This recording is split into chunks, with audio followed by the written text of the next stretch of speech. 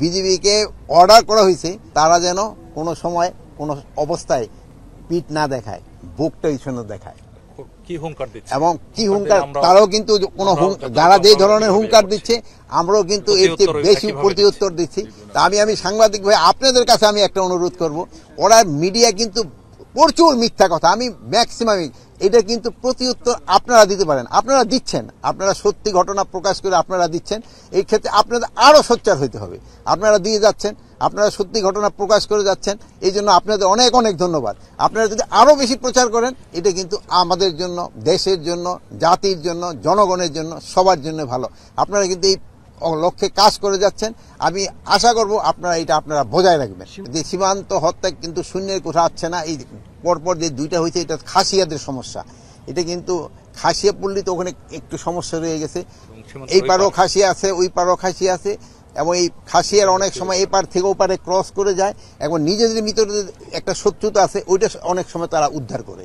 তারা সীমান্ত হত্যা যেন বন্ধ করে আসে, বন্ধ করে, এই জন্য কিন্তু আমরা সর্বাত্মক চেষ্টা চালিয়ে যাচ্ছি।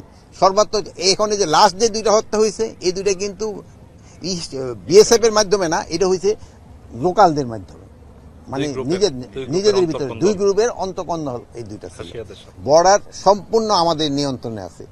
কিন্তু আপনারা জানেন যে আরাকান আর্মি এবং মিয়ানমার আর্মির সাথে যে যুদ্ধে আরাকান আর্মি আমাদের যে অপোজিটের যে জায়গাগুলি, ওই জায়গায় তারা দখল করে নিচ্ছে।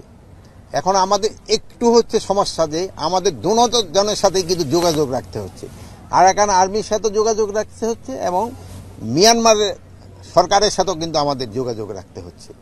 এখন যেমন ধরনের একটা পতাকা বৈঠক যদি এখন করতে হয়, মিয়ানমার সরকারের সাথে আমাদের কিন্তু পতাকা বৈঠক করার মতো কোনো জায়গা নাই, যেহেতু তারা এই পারে আসতে পারে না। এবং আরাকান আর্মির সাথে আমাদের একটা যোগাযোগ আছে, বাট তাদের সাথে তো আবার ওই ধরনের বৈঠকও তো করা একটু ডিফিকাল্ট। বাংলাদেশে কোনো শঙ্কার কোনো কারণ নেই, কোনো শঙ্কারই কোনো কারণ নেই। এক সময় বন্ধু শত্রু হয়ে যায়, শত্রু বন্ধু হয়ে যায়, এই স্ট্র্যাটেজি কিন্তু চলে। তা আমাদের ক্ষেত্রেও কোন সময় কোন স্ট্র্যাটেজি নিতে হবে এই সম্বন্ধে কিন্তু আমাদের সরকার সবসময় কিন্তু সজাগ আছে। এখন আপনারা সবাই জানেন যে আমাদের সেন্ট মার্টিন যেতে হলে ওদের একটা মানে জায়গা আমাদের করতে, নাফ নদীতে আমাদের দরকার পড়ে। এখন যেহেতু ওরা আমাদের বিজিবি বা কোস্টগার্ড, তাদের কিন্তু যেতে ওরা বাধা দেয় না, কিন্তু অনেক সময় বড় বড় আমাদের যে জাহাজগুলি আছে যারা নিয়ে যেতে চায়, এই সময় অনেক সময় ওরা একটু বাধা দেয়।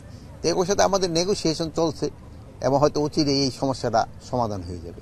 আমাদের পলিসিগত বিষয় আপনারাও আজকে দেখছেন, আমি অ্যাড্রেসের সময় একটা লাইন কিন্তু আমি পরপর 2 বার পড়েছি, আমার উত্তর হইল ওইটি। হ্যাঁ, আমার উত্তরটা ওইটাই।